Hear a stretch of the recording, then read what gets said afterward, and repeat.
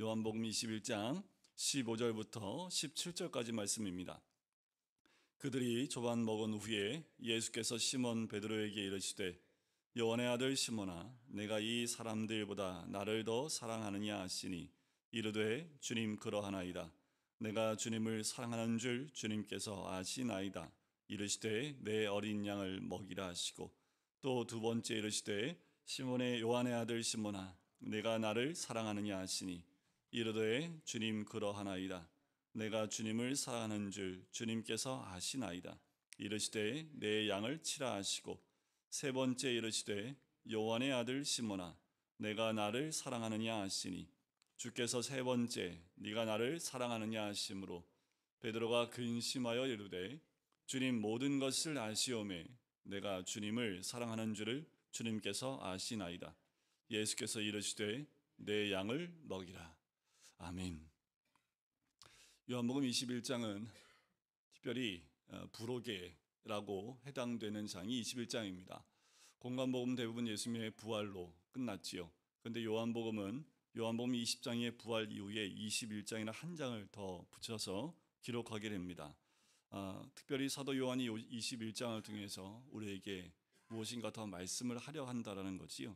그것은 사랑하는 제자들을 그냥 두지 않으시는 예수님의 사랑과 격려의 장이 21장의 내용입니다. 지금 제자들에게는 예수님의 격려와 그리고 위로와 용기가 필요했습니다.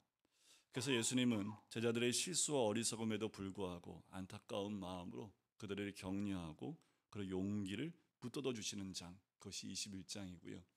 우리 인생 가운데 또한 믿음의 삶 가운데 반드시 21장이 필요합니다. 이 21장이 없이는 사도행전으로 넘어갈 수가 없기 때문에 그렇습니다. 우리의 삶은 요한복음 21장에 머물러 있는 삶이 아니라 오늘 주님이 베드로에게 명령하신 것처럼 어린 양을 그 양을 먹이려면 사도행전으로 넘어가야 합니다. 그리고 우리는 사도행전의 삶을 살아내야 된다는 거지요. 근데 사람은 참 고무줄과 같습니다. 여러분들 고무줄 어떻습니까? 잡아당기면 팽팽해지지요. 그런데 놓치면 어떻게 돼요? 다시 원상태로 급하게 돌아오는 그것이 고무줄입니다.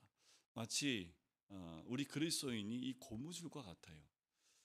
우리가 이 영적인 긴장감을 팽팽하게 갖고 있지 않으면 어느 순간에 옛날의 삶으로 돌아와 있는 우리의 모습을 발견한다라는 거지요. 옛날의 우리의 습관이나 성격으로 되돌아가 버리는 죄인의 모습으로 살게 되는 그 성향을 갖고 있는 것이 죄된 우리들의 습성이고 바로 그 모습을 가지고 있는 것이 21장에 나와 있는 베드로와 다른 제자들의 모습이라는 거지요. 지금 예수님이 제자들을 만나는 장소는 디베라 바닷가입니다. 근데 왜 제자들이 이 바닷가에 갔을까요? 왜 베드로와 제자들은 바닷가에 가 있을까요? 왜냐하면 모든 것이 다 무너져 버린 베드로와 그 제자들. 베드로가 세 번이나 예수를 모른다 부인을 했지요. 자기 자신을 발견했던 베드로는 모든 것이 무너졌습니다. 부활의 주님을 만났음에도 불구하고 베드로는 완전히 바닥을 칠 만큼 완전히 무너져 버린 그 상태에 있습니다. 부활의 주님을 만났음에도 불구하고 다시 옛날의 삶으로 돌아가 있는 베드로지요. 바로 바닷가로 갑니다.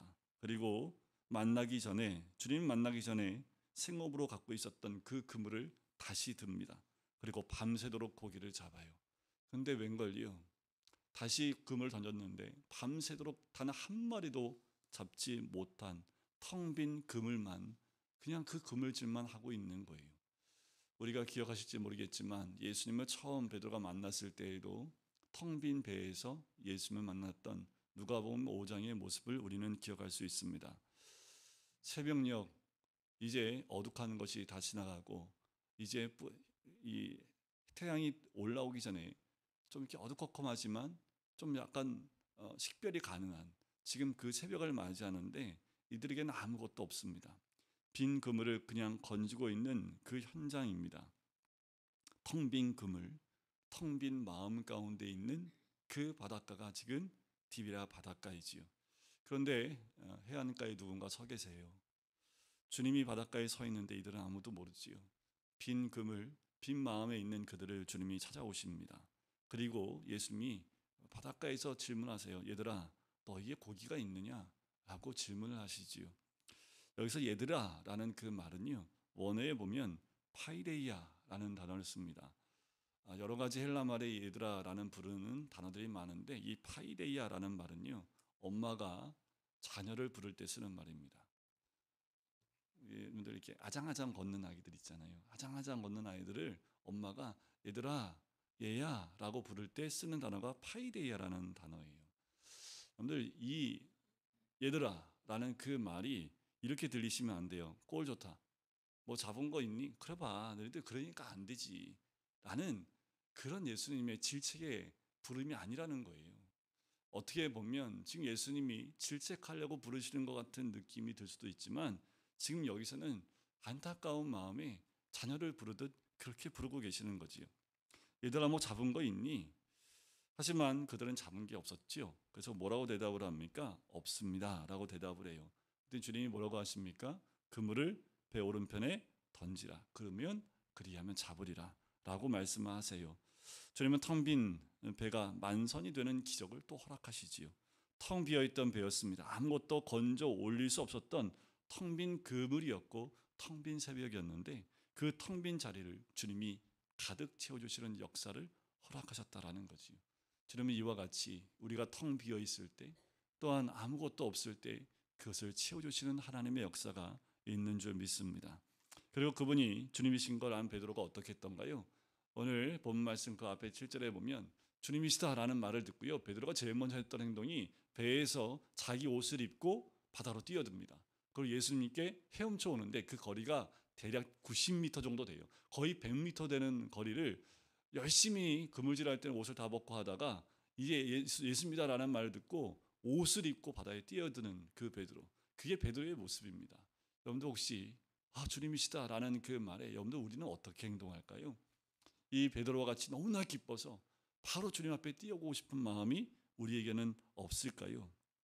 자, 그렇게 고기를 잡던 제자들이 해변에 올라와 봅니다. 그랬더니 해변가에 예수님이 밥상을 차려놓고 앉아 계신 거예요. 올라오자마자 예수님이 하신 말씀이 그거예요. 아침 먹자 라고 말씀을 하십니다. 다른 얘기 하나도 없고요. 일로 앉아라. 아침 먹자. 자기를 떠나 낙향하여 다시 옛날처럼 살고 있는 제자들을 찾아오셔서 제일 먼저 하신 것이 식탁에 초대를 하십니다. 여기서 우리가 봐야 될 큰 그림이 있어요. 뭐냐면 베드로가 예수님을 헤엄쳐서 딱 오자마자 처음으로 봤던 것이 무엇이냐면 조반을 그렇게 따뜻하게 데우고 있는, 굽고 있는 숯불의 모습이라는 거예요. 자, 다른 복음서에는 이 숯불이라는 단어가 등장하지 않습니다. 이 요한복음에만 정확히 이 숯불이라는 표현을 쓰는데, 자, 이 불이 어디에 또 등장하냐면요, 똑같은 단어가 요한복음 18장 18절에 나옵니다. 그 18장 18절에 무슨 내용이냐 하면, 그때 추운 고로 종과 아랫사람들이 불을 피우고 서서 쬐니 베드로도 함께 서서, 요 다음에 베드로가 예수님을 3번 부인한 장면이 바로 연결됩니다. 자, 개역 한글에는요 이것을 숯불이라고 정확히 얘기하는데, 개역 개정이 되면서 숯불이 아니라 불로 쓰고 있습니다. 원어에는 지금 여기에 나와 있는 숯불이라는 단어와 똑같은 단어를 쓰고 있다라는 거죠. 한번 상상해 보세요. 베드로가 열심히 헤엄치고 와서 딱 예수 만나자마자 거기에 뭐가 있어요? 숯불이 있습니다. 그럼 베드로의 머리 가운데 뭐가 떠오를까요? 지금 시간도 예수님을 모른다 부인했던 시간과 거의 동일합니다. 그리고 바로 눈앞에 그 숯불이 있어요. 어떤 기억이요? 예수님을 3번 모른다 말했던 그 기억이 머릿속에 퍼뜩 올라왔을 겁니다. 반가워서 헤엄쳐 왔지만 그 어떤 것도 할 수 없는 숯불 앞에 그냥 얼어붙어져 있는 이 베드로의 모습이라는 거지. 이 그림은 베드로가 원치 않는 그림입니다. 그냥 머릿속에서 지워버리고 싶은 것이 이 숯불과 새벽의 그 모습이었다라는 거지. 두 번째는 숯불 위에 구워지고 있는 떡과 생선입니다. 뭘 의미할까요? 이 그림을 통해서 예수님께서는 한 제자의 실족과 한 제자의 배반을 암시했던 마지막 만찬의 자리로 이 모습을 통해서 지금 보여주고 있는 거지요. 하나님은 한 생명을 회복하실 때 그냥 그들의 옛날 일을 그냥 없었던 걸로 하고 알았어, 그냥 덮어놔, 내가 용서할게, 이렇게 하시는 분이 아닙니다. 덮어놓는다고 그것이 용서되는 것이 아니라는 거지요. 어디서부터 잘못되었는지 반드시 확인시켜 주시는 주님이십니다. 무엇부터 잘못됐는지 그 사건을 직면시키시는 우리 하나님이라는 거지요. 확인 작업이 없으면 진정한 회복이 없다라는 것을 알기 때문에 그래요. 베드로를 골탕 먹이기 위해서 너 꼴 좋다 그렇게 얘기하더니 그렇게 넘어지니 꼴 좋다 하면서 이 그림을 일부러 재현해 놓으신 것이 아니라는 거예요. 베드로는 이 숯불을 보면서 그리고 숯불 위에 구워지고 있는 떡을 보면서 어떤 생각에 휘어잡혀 있을까요? 그때 예수님이 베드로에게 질문하는 거예요. 그것이 오늘 본문입니다. 15절에 보면 그 베드로에게 이렇게 질문합니다. 요한의 아들 시몬아, 내가 이 사람들보다 나를 더 사랑하느냐? 세 번 질문하세요. 똑같은 질문 세 번이 있는데 첫 번째 질문에 다른 것이 있는데 그게 뭐냐면 비교급으로 물어보셨다는 거예요. 왜 비교급으로 물어보셨을까요? 이 비교급을 통해서 베드로가 넘어진 현장을 기억나게 하시는 거예요. 뭐냐 하면 베드로가 만찬이 끝난 다음에 예수님이 이제 십자가를 지실 것에서 말씀하실 때 베드로가 뭐라고 호언장담했냐면 모두 주를 버릴지라도 나는 결코 주를 버리지 않겠습니다. 옆에 멀쩡히 있는 제자들을 완전히 바보로 만들고 망신을 주는 그 말을 해요. 이 애들이 다 버릴지라도 저는 버리지 않겠습니다. 어땠을까요? 베드로가 그냥 한 말이었을까요? 아니요, 진심이었습니다. 정말 다른 제자는 난 버려도 저는 버리지 않겠습니다라는 말은 정말 마음 깊은 데서 진심으로 했단 말이지요. 근데 베드로가 몰랐던 게 있습니다. 뭘 몰랐을까요? 뭘 몰랐을까요? 자기 수준을 몰랐어요. 자기가 그 환경 가운데 오면 예수님을 모른다 부인할 수밖에 없는 자기 수준을 베드로는 몰랐던 거지. 다른 제자들이 그 말 듣고 얼마나 황당했을까요? 그래서 제자들도요 똑같이 얘기합니다. 아니요, 저도 버리지 않겠습니다. 그래서 아우성은 치지요. 그 가운데 베드로를 대표로 세운 거예요. 그때를 상기시키면서 부활의 주님이 베드로에게 묻고 있는 거지요. 네가 이 사람들보다 나를 더 사랑하느냐? 이게 얼마나 가슴 아픈 질문이었는지 한번 상상해 보십시오. 자, 여기서 네가 나를 더 사랑하느냐? 여기서 사랑이라는 단어가 있는데요. 우리나라 말에는 다 사랑으로 표현되어 있잖아요. 그런데 원어에 보면 이게 다 똑같은 단어가 아닙니다. 참 놀라운 건 뭐냐 하면 자, 여기서 네가 이 사람들보다 나를 더 사랑하느냐? 여기서의 원문을 볼 때 이 사랑이라는 단어는요. 아가파스메라는 단어를 써요. 아가파스메, 나를 사랑하느냐? 아가파스메라는 단어를 써요. 헬라어에는요. 사랑이라는 말이 네 가지 단어로 나눠집니다. 우리가 잘 알고 있는 아가페, 이거는 하나님의 사랑이지요. 그리고 인간의 사랑을 필로스라고 합니다. 그리고 연인들의 사랑을, 육적인 사랑을 에로스라고 하지요. 가장 낮은 사랑을 스트로게라는 단어를 씁니다. 자, 예수님이 베드로에게 질문할 때 어떤 단어를 썼나요? 아가파스메, 그래 네가 하나님의 그 사랑으로 나를 사랑할 수 있느냐라고 질문하신 거예요. 그때 베드로가 꺼내놓은 답이 뭔지 아십니까? 필로스입니다. 아닙니다, 주님. 제가 어떻게 아가페로 사랑할 수 있습니까? 저는 필로스로 사랑할 수 있습니다. 아가페로 사랑하지 못하고 그보다 낮은 필로스로 사랑하다겠다고 대답을 한 거지요. 예수님 얼마나 놀랐을까요? 예보게 전에 장담할 때는 아주 호언장담했던 베드로인데 한 발 뒤로 물러서면서 저는 그 사랑으로 못해요. 예수님, 저는 이 필로스 사랑밖에 못합니다. 베드로 맞나? 옛날에 다 주를 버릴지라도 버리지 않겠다고 말했던 그 베드로 맞나? 다시 그래서 질문해요. 16절에 네가 나를 사랑하느냐? 다시 질문하는데 똑같은 단어 또 한 번 묻습니다. 아가파스메라고 질문하니까 베드로가 다시 한번 필로세라고 똑같이 대답을 해요. 그래서 사실상 이 오늘 세 개의 절이지만 마지막 절에 결정적인 질문을 한 번 더 하십니다. 그냥 똑같은 단어로 되어 있어요. 한국말에는. 자, 이번에 베드로가 꺼내놓은 그 대답 바로 필로세의 사랑이라는 단어로 묻습니다. 필로세메라고 물어요. 그럼 네가 대답한 필로스의 사랑으로 나를 정말 사랑할 수 있니? 라는 세 번째 질문을 합니다. 그때 베드로가 대답을 하지요. 그게 17절입니다. 내가 나를 사랑하느냐? 그때 주께서 세 번째 네가 나를 사랑하느냐 하심으로 베드로가 어떻게 해요? 근심합니다. 주님, 모든 것이 아시오매 내가 주님을 사랑하는 줄을 주님께서 아시나이다. 예수께서 이르시되 내 양을 먹이라. 자, 이걸 주목해 보셔야 됩니다. 대답하는 베드로를 잘 살펴보셔야 돼요. 먼저 베드로가 어떻게 해요? 예수님이 질문하니까 그냥 한국말로는 또 세 번째, 반복해 세 번째 질문하니까 베드로가 지금 그게 근심이 됐나 보다. 아니에요. 원어에 보면 이 베드로가 질문한 대로 그래 네가 대답한 그 사랑으로 나를 사랑할 수 있느냐 다시 질문하니까 베드로가 근심했던 거지요. 베드로야 그러면 네가 말한 그 필로스의 사랑으로 나를 사랑할 수 있다는 말이니? 라고 얘기하니까 자기가 알량하게나마 꺼내놓은 그 대답으로 다시 똑같은 그 대답으로 질문을 하니까 베드로가 어때요? 자신이 있어요? 전에 그렇게 호언장담했던 자신이 예수님을 모른다 부인했던 걸 경험했던 베드로가 이제는 걱정이 되는 거예요. 내가 그렇게 대답할 수 있는 것처럼 그렇게 할 수 있을까? 라고 또 근심이 드는 거지요. 예수님 질문에 진심으로 필롯의 사랑을 고백했는데 주님이 되물으시니까 이제 자신이 없는 거예요. 성도 여러분, 우리는 어떻습니까? 주님이 이렇게 질문하시면 우리는 어떻게 대답하시겠습니까? 베드로가 대답하시오. 모든 것을 아시오매. 이 말은 이렇게 번역할 수 있습니다.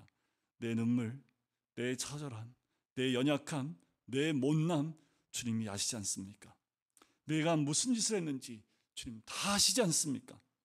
그런데 베드로는 끝까지 고백을 포기하지 않습니다. 내가 주님 사랑하는 줄 주께서 아시지 않습니까? 왜 세 번이나 물었을까요, 예수님? 예수님 도대체 베드로한테 무슨 대답을 듣고 싶으셔서 세 번이나 물으셨을까라는 거예요. 자, 여기가 굉장히 중요한 비밀이 있습니다. 참 우리 예수님 고약하시죠.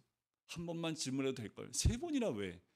뭐 학자들에 의하면 세 번 부인했으니까 세 번 질문했다. 그것도 맞아요. 하지만 이렇게 말을 달리하면서 사랑이라는 단어를 쓰면서까지 세 번이나 질문한 이유가 무엇일까라는 거예요. 근데 신앙이란 뭐냐면요. 처음 신앙 가질 때는요. 우리의 열심과 헌신으로 그 신앙을 치장하려고 합니다. 내가 이 정도로 헌신한다라는 것으로 우리의 신앙을 우리의 모습을 통해서 자꾸만 포장지로 만들어서 자꾸만 만들려고 그래요. 서로 비교하고 경쟁하면서 주님께 좀 더 잘 보이려고 하는 어떤 그 모습, 그게 베드로의 전반기의 모습이었지요.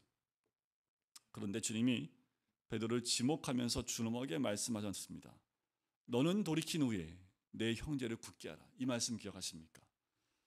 베드로를 책망하면서 네가 세 번 부인할 것이지만 네가 돌이킨 후에는 내 형제를 굳게 하라. 이 말씀은 누가복음 22장 32절에 하신 거예요. 이게 무슨 뜻이냐면 이런 거예요. 네가 완전히 바닥을 쳐봐야 복음이 무엇인지를 알고 하나님을 진짜 사랑하게 될 것이다. 그제야 내가 옳은 사역자가 될 것이다. 신앙이라는 것은 내 열정과 헌신을 드러내서 내가 이 정도 할 수 있다고 잘하는 것이 아닙니다. 신앙은 어디서 출발하냐 하면 나는 정말 어찌하지 못하는 사람입니다. 내 속에 일말의 0.1%도 가능성이 없습니다.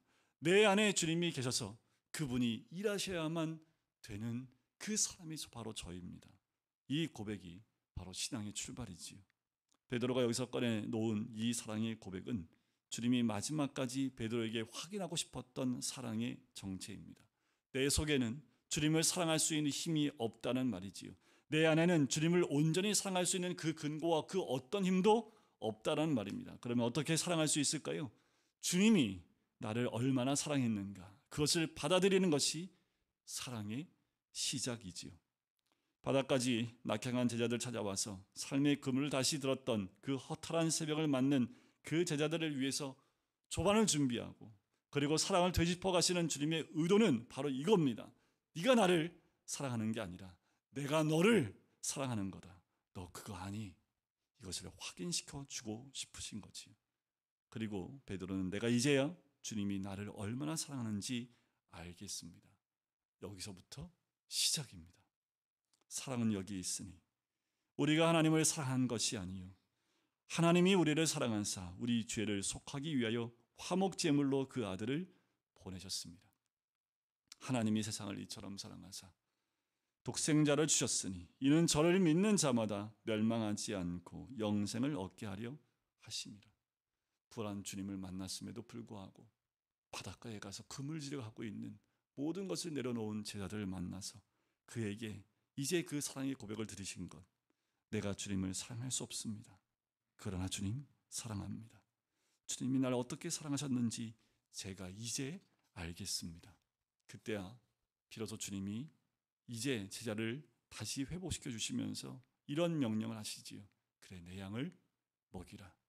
내 양을 치라. 내 양을 먹이라. 바로 생명을 살리는 일이다 라고 말씀하시는 겁니다. 이 21장은 무너져 있는 모든 제자들을 다시 회복시키면서 다시 사명을 주시는 거예요. 내 양을 먹이고 치고 먹이라. 그래야 이들이 사도행전에 나아가 주의 사명을 감당할 수 있기 때문이지요. 여러분들, 우리가 다시 한번 그 사랑을 회복했으면 좋겠습니다. 우리가 다시 한번 주님의 그 사랑 가운데 주님의 사랑을 가슴에 가득 채우고 이제 베드로처럼 주님의 그 사랑으로 내가 주님을 사랑할 수 있습니다 라는 믿음의 고백이 있는 우리 모든 성도님 되시기를 주님의 이름으로 간절히 축원드립니다.